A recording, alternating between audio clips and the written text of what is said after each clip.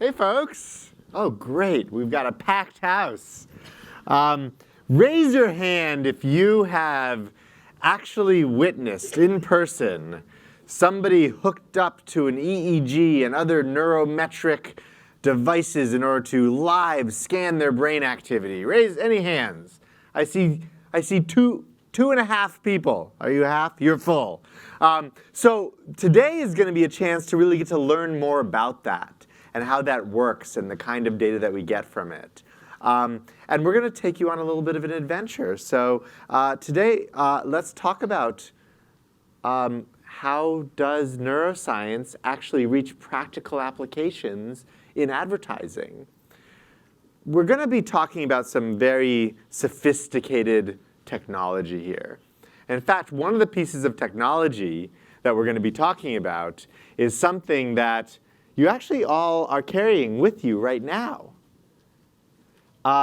It is the most complicated piece of technology ever created. It's something that is in control of everything that you do, all of your perceptions, all of your behaviors, and you know what I'm talking about. I'm talking about this amazing device that sits on top of your neck and in between your two ears, and you've all got one.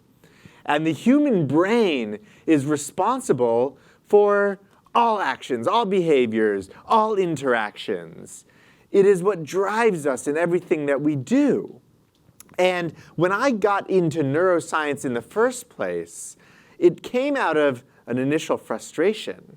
Now imagine, I'm in the research world. I've been doing this for 15 years, and we want to know how people are feeling. We want to know what they're paying attention to. And so we gather together a focus group, and we sit around a table together, and we say, hey, we just watched a 30-second ad. Now we're going to have an hour and a half conversation to discuss all of the things that you were feeling during those 30 seconds. I know. And then we say, OK, let's put out a survey there. And so let's say, for example, we want to know, do we want to integrate climate change messaging into our branding? And so you say, OK, on a scale of 1 to 10, how important is it for you to make sure that climate change is something that's important in the messaging of our company? And oh, my goodness, I'm at least 8, right? I mean, raise at least 8. Raise your hands. And so, but does that actually translate to that brand? Is that something that people are reporting accurately? And so we realize that there's one thing that we're not really measuring, and it's the most important thing of all. And within all of the things that are happening in your brain, there are two things that are absolutely most critical. One is attention. Right now, here I am standing under the lights, an audience here. Now, if you're paying attention to me, I've got a glimmer of hope. Maybe you'll remember what I say later. Maybe something I say will affect you. But if you're not paying attention to me, you'll go on with your day and you'll say, you won't even remember who I am. You won't remember my face. You won't remember anything I had to say. And so what good is it if a tree falls in the woods and no one's there to hear it? So we need attention. It's so critical. How do you measure attention? Good question. Emotion. Now, there's so much amazing science to support how emotion drives everything that we do, right? Even though we feel like we are making rational decisions all the time, or at least a lot of the time, in reality, there is no such thing as a purely rational decision. In fact, the majority of what goes into your decision-making is an emotional response. It's these little nudges, that instinct, that thing inside you that allows you to make decisions quickly without having to do a giant pro and con list of every variable that could ever exist. So we know attention is so important. And we know emotion is so critical. And as folks in the advertising industry, your job is to get people to pay attention to something that they might otherwise ignore and to feel emotions that actually impact them. Because emotion is also linked to memory. It's linked to awareness. It's linked to changes in perception. It's linked to changes in behavior. So how do we measure that? How do we measure that? And as you know, we have traditional methods. And I'm not here to bash traditional methods. They fit into the process. It's part of what we want to understand. We do want to talk to people. We do want to know what they have to say. But shouldn't we also be conscious of the fact that we aren't really aware of our emotions in real time? In fact, it usually takes a few decades of therapy to understand how your emotions are actually really affecting you. And so it is critical to move beyond that. And in order to give everyone a little bit of firsthand exposure to how this all works, I'm going to invite on stage with me a couple of my colleagues. And we're going to do a little setup here. And we're going to bring Roshni up. Roshni, come on up. And we're going to bring Adam up. Adam, you're going to sit in the chair. And we're going to get Adam, thanks to Roshni, hooked up with some of the neuroscience equipment that we use in all of our studies. And then we're going to play him a video. I'm going to take a look at how he's responding to it. And then we're going to talk about what can we learn from this and what does the data actually really translate to. All right, so let's talk a little bit about what Roshni's doing. So first thing that Roshni is doing is she's setting up an EEG on Adam's head. Now an EEG is one of the most, it is the most important device in this entire setup because brain activity is operating at the source. Now your brains, right now, think of this, right now, your brain's neurons are firing. Electricity is being released as neurons are firing throughout your brain, and that electricity is being emitted through your scalp. And so based on a technology that, frankly, is a 100-year-old technology, it's just that it was very difficult to use in the past because the data is such a mess, is collecting thousands and thousands of data points per second. We're collecting data from each of the sensors every 4 milliseconds. So just incredible amounts of data. You will fill up a computer after a day's work if you don't have a really powerful machine or great cloud computing technology, which is what we use.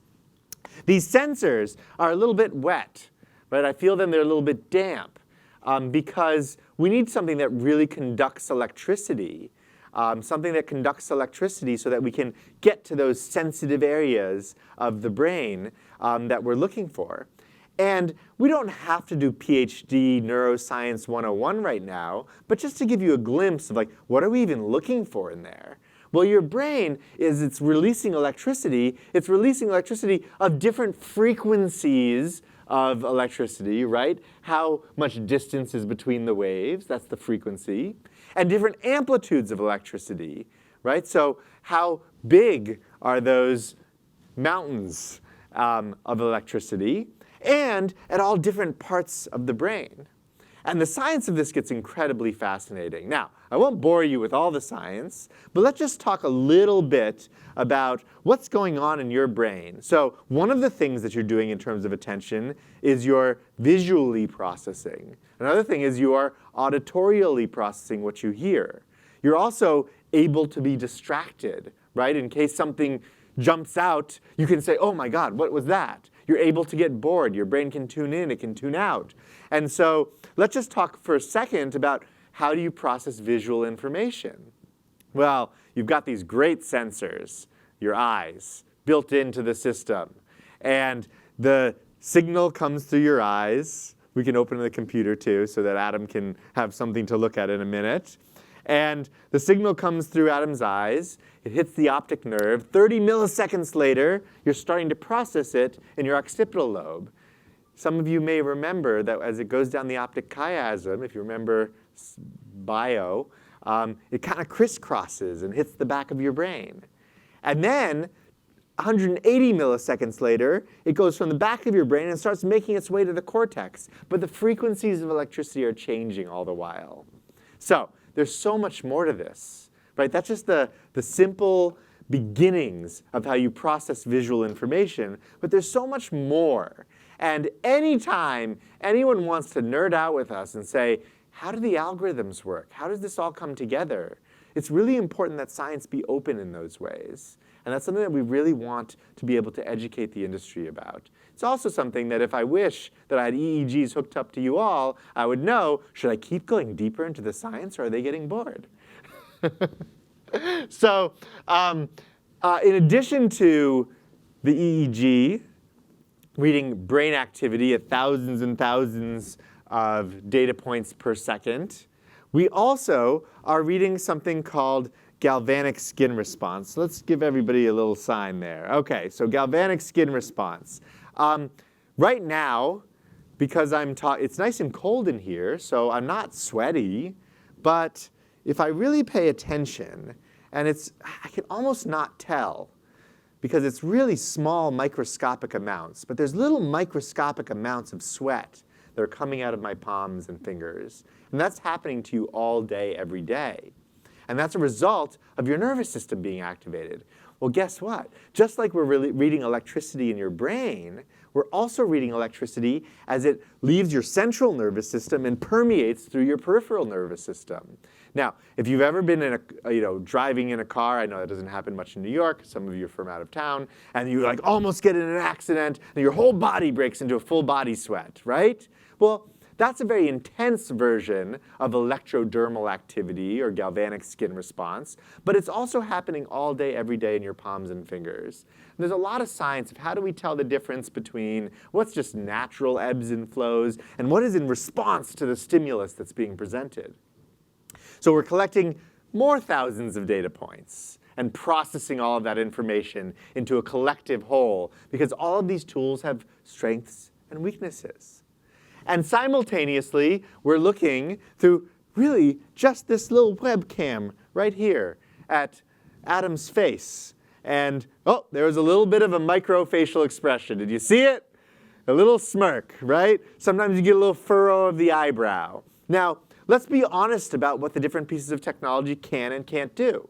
Most of the time when you're sitting by yourself, not having a social interaction where it's really important to smile and know how each other are feeling, when you're sitting by yourself watching TV, you don't make a lot of facial expressions. But every once in a while, in some of those key moments, a little smirk, a little micro expression. And we capture that through computer vision. And that adds further to the data that's so important in order to collectively understand everything that's happening. And then we look at eye tracking. Now, most of the time, those who've been exposed to eye tracking before, it's telling us some really important things. It's telling us, where are people looking? Did they see the brand? Did they see the brand logo as it appeared on the screen, or were they looking somewhere else? But it goes much further than that. It's much more than where people are looking. There are visual patterns that have to do with how engaged somebody is. And by analyzing the different patterns of visual activity, we further add to the data that allows us to understand your engagement, your attention, your emotion. And so all of these things come together.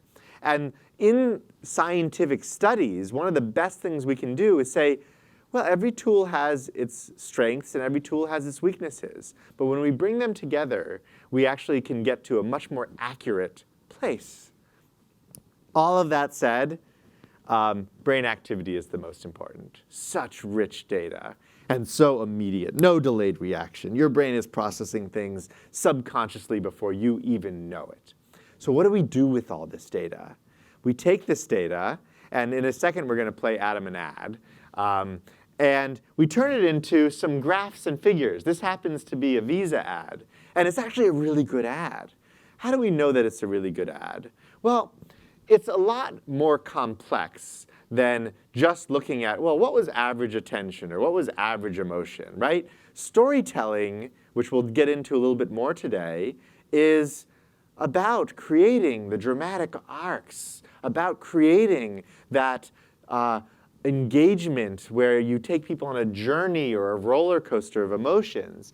And so in this ad, we see in the red line, immediately emotion spikes right at the beginning of the ad. And that's really important. The last thing you want to do is lose someone right off the top, right? And then because attention, kind of when you're telling a good story, attention tends to follow emotion a little bit. So it's like, boo! And all of a sudden your emotions went off, and it's like, now I'm going to pay attention. That's kind of a simple way of thinking about how attention and emotion can interact with each other. And then we lose people a little bit, but that's not a bad thing. because they maintain pretty high, and emotion really rests at neutral, right? You're programmed for emotion to come down to a neutral space, because otherwise you'd be laughing all the time, screaming all the time, crying all the time. And so your brain is really good at what we call modulating or controlling emotion. Now, it would be nice if we got one more big peak over the course of the next 10 seconds, and there's some really interesting and not so hard things to do that can optimize the ability to make that happen.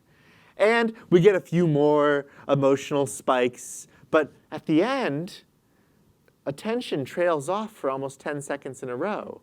And if you watch the ad, you'll notice that that's when the voiceover comes in. It's like, you know, the part that everybody kind of like, story over, voiceover, talk about the brand, tune out.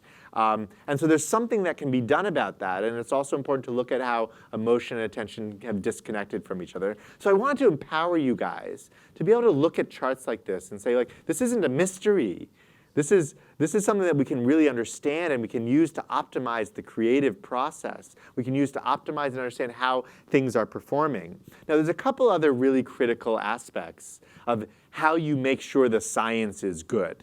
And one of the things that is really important is that we have a naturalistic setup. You've all been exposed at some point in all likelihood to advertising research. And how does it normally go? It says, here's an ad. Now let me answer some questions about it. Now, is that how it works in real life? No, you're on YouTube, the ad comes up, and you're on television, gets to the ad break, and then all of a sudden a bunch of ads play. And you have the freedom to tune in and tune out as your brain desires. And yet, all of these methodologies that we've been using for a long time are like, watch this one thing, and then I'm going to ask you questions about it. And that sets us up for a lot of biases. And so having a naturalistic setup, where we say, all right, first thing is, let's set up the equipment. Next thing is, let's understand a baseline. Everybody's a little different. Although the way that I described how you process vision is the same in everybody in the audience, we all have different emotional ranges. We all have different life experiences. We all have different things that we care about. And so we want to get a baseline. We want to understand how is each individual responding differently. And we have a few ways of doing this, one of which is really beautiful because we just play you 3 minutes of a calm, relaxing beach scene. And you just sit there kind of, meditating to this really nice waves crashing in, sunny day, something that really gets people to settle in. And then the first thing we show is like, oh, here's a television show. Now, they don't know that we're advertising, oh, I don't know, give me a brand, any brand. McDonald's or Kraft cheese. They don't know that we're studying Kraft cheese. And isn't it important to us that they don't know that we're studying Kraft cheese? Because what we don't want is them to say, oh, here's the Kraft cheese commercial, I'm going to pay attention, right? So no, I'm just watching Modern Family, how cool. Oh, cut to ad break, and then in random order, ads appear so that you don't have those biases, those ordering effects that really convert the data into something that's a lot less meaningful. And then, oh, back to the television show, oh, next ad break. And whether you're doing this in a digital context or a linear context, we need to make sure that it's natural. And that's critical to a methodology that actually elicits good data. Additionally, although I had a fun time before talking about some of the weaknesses of focus groups and survey methods, we do want to get that stuff too. In fact, we want to get 3 levels of different memory tests. And so we want to know not just what brands people remember, what ads people remember, what do they free recall, what do they recognize. We also want to understand what details do they dig into, what messages, what visuals. And so there's these tests for memory, and we couldn't even do those memory tests if all we did is say, here's an ad, let's answer some questions. Do you remember the ad? Yes, I just saw it. So that makes it very important. And we also want to understand from some of the more quantitative and qualitative approaches, but it gets really powerful. Because what we get to do is we get to say, hey, Adam, you had a really big spike of emotion at a certain point. Let's rewind, and let's talk about that. Why were you so into this Kraft cheese moment? Thank you for the Kraft cheese. And And we get to get a bit more introspective. And that's very different than the group think that you get around the table in the focus group. It's very different from everyone trying to impress each other. It's what sometimes people refer to as a lie detector test on steroids. It's like, well, I didn't want to tell you that this is how I responded to Trump, which we did see a lot. But now that you're showing me my emotions, I guess I should be honest. Right? And we saw a lot of that sort of thing. And we continue to see that in many ways. So now, Roshni, if you can cue up the video, we're going to watch the same video as Adam is watching, just so you can see what he's seeing. And then we'll talk a little bit about what the data looks like and what kinds of things we can learn from it. So let's simultaneously and go. Come on, Duck! You can do it, Duck! Let's go, Duck! Hurry up, Duck!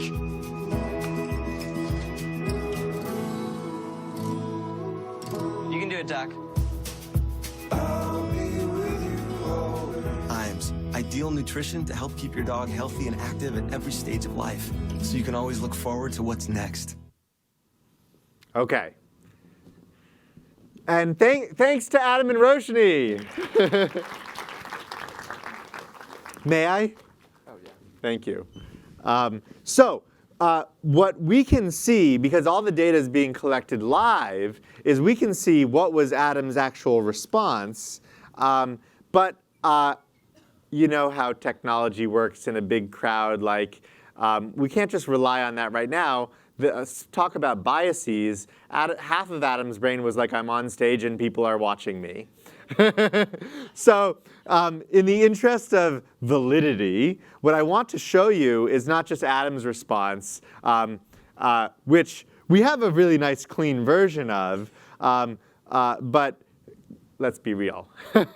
I don't know that it is the most controlled experimental environment that we've ever had. So this is actually an aggregate of 100 people who saw the same ad as Adam.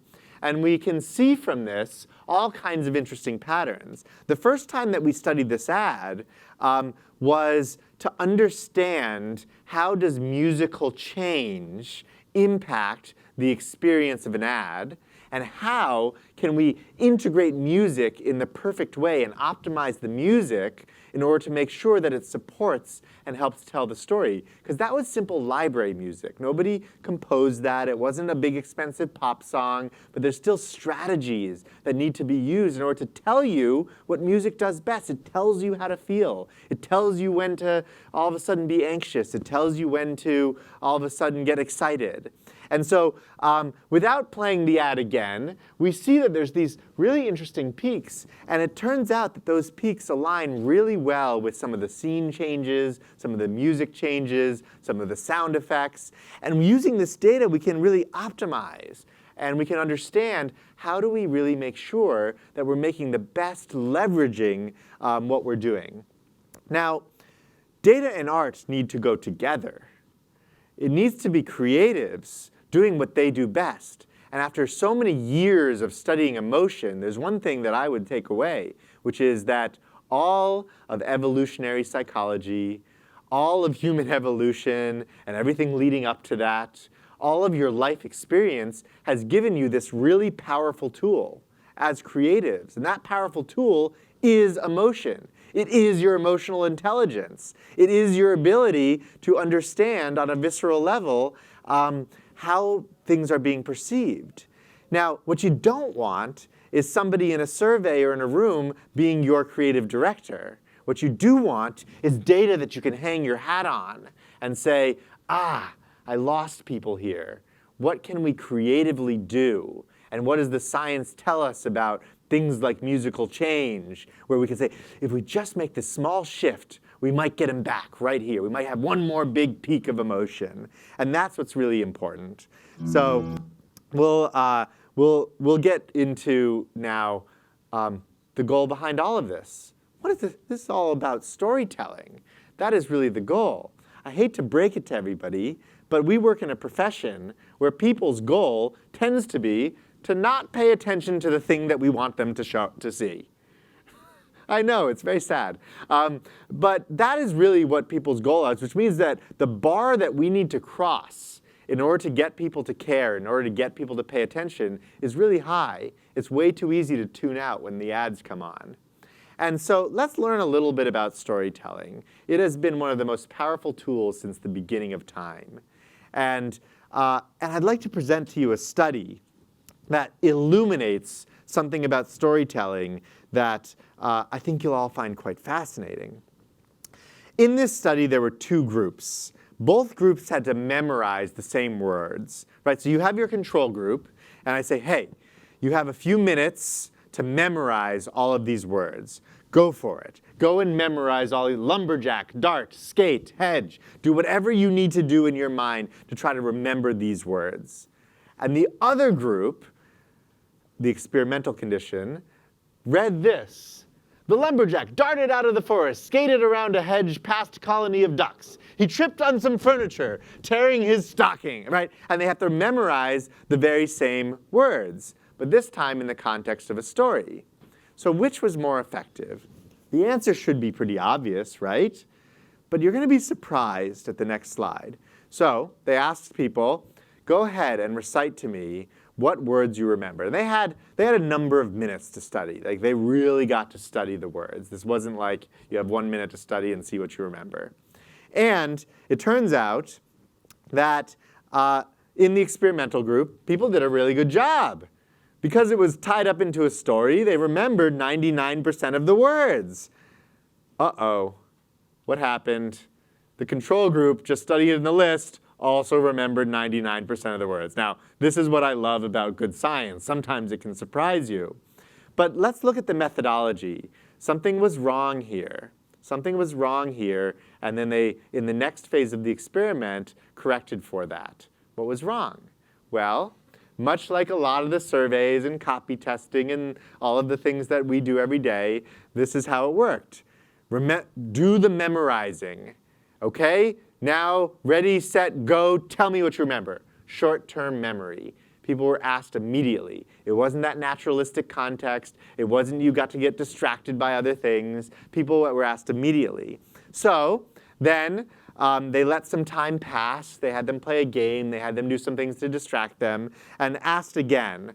And the experimental group still retained 93% of the words. And the control group, memorizing the list, only remembered 13% of the words.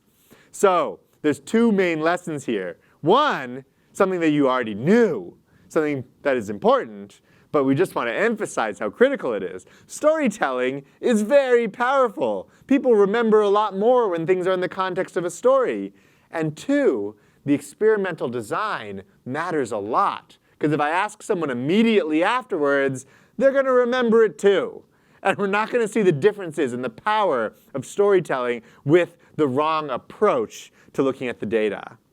And so with storytelling, it enhances memory. And because it enhances memory, it also allows for people to not just remember that later, but be affected by it. And why is that? Because it leverages emotion. Because it allows you to tap into something that is emotional. Like, already now I remember the story, the lumberjack, someone tripped, they tear their stocking. Like, there's emotion built up into that story, and that is part of how we are designed as human beings. So finally, I'm going to bring out a case study and talk about what can we do with great storytelling? How do we make this really work?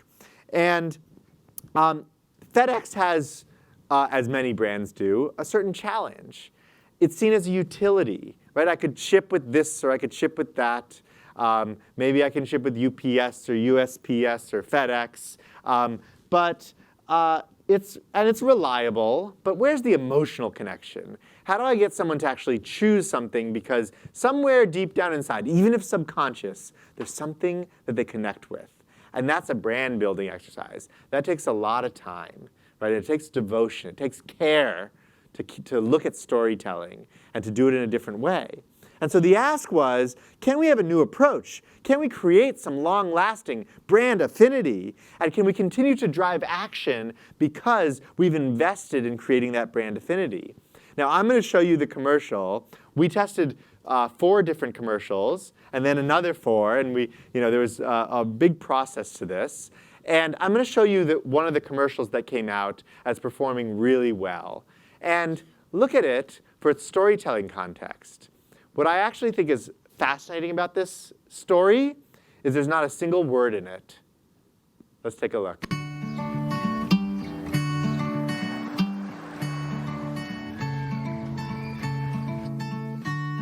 There's a couple things I'd like to say to you. After all the crazy things that we've been through, I needed you in the dead of night, the wake of the day, first broken light, and blind I'd fall, I'd follow you. I never realized how much I needed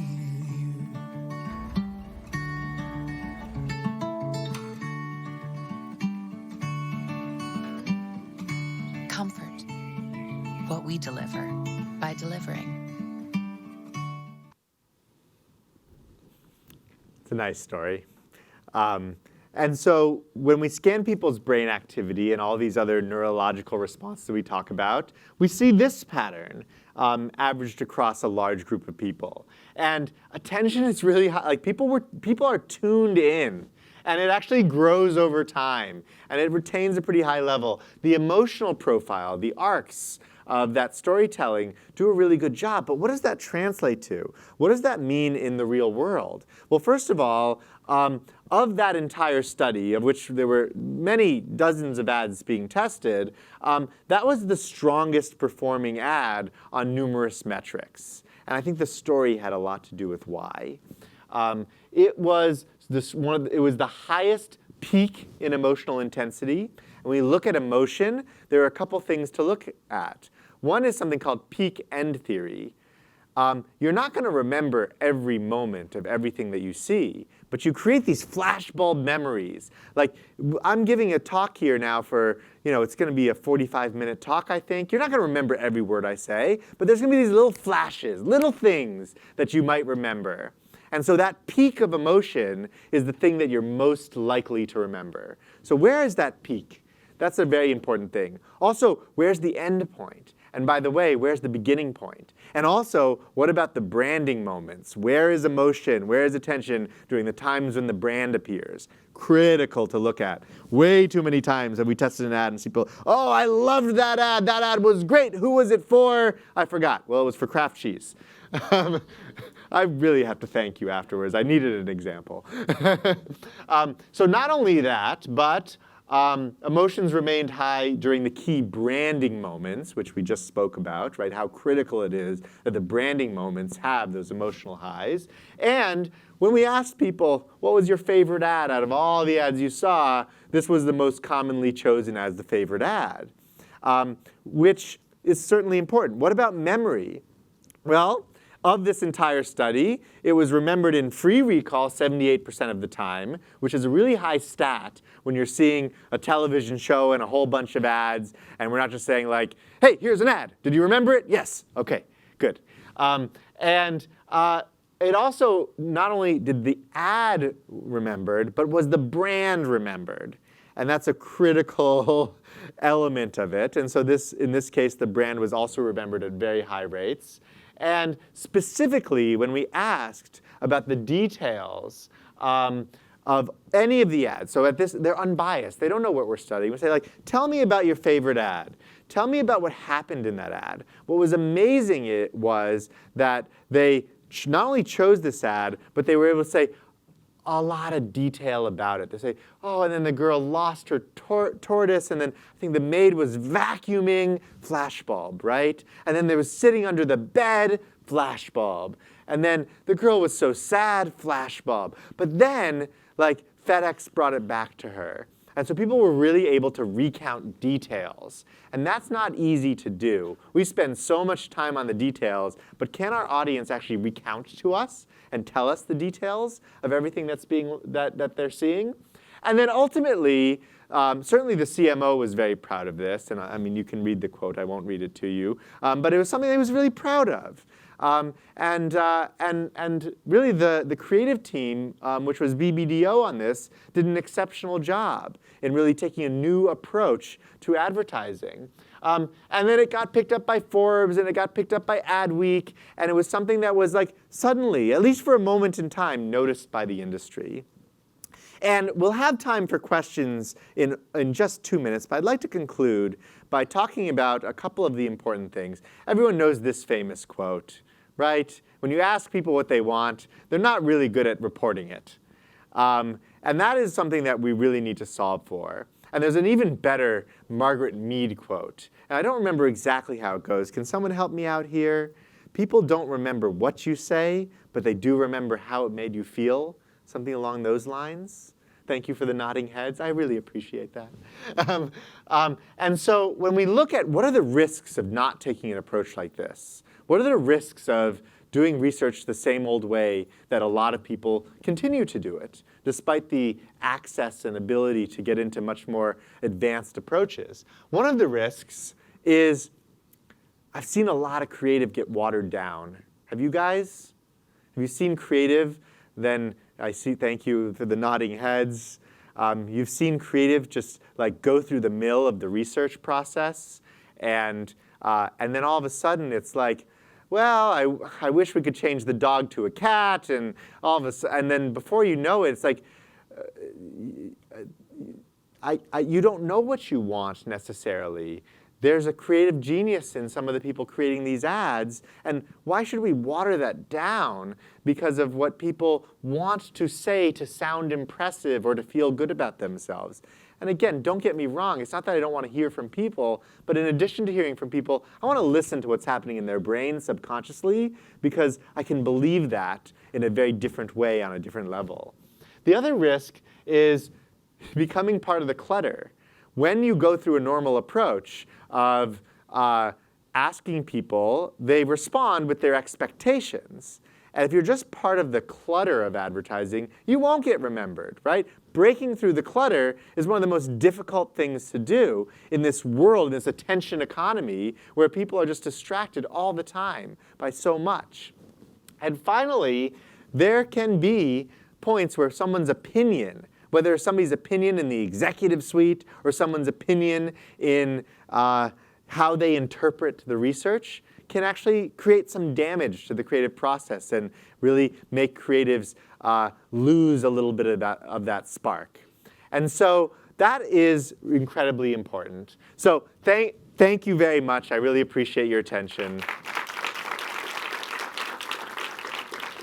And just as I was hoping to, we left about 12 minutes for questions. Some of you may have submitted questions through the app, in which case I will jump in and take a look at these questions. But I also am very happy for people to raise their hands, and let's have some interesting interaction and dialogue.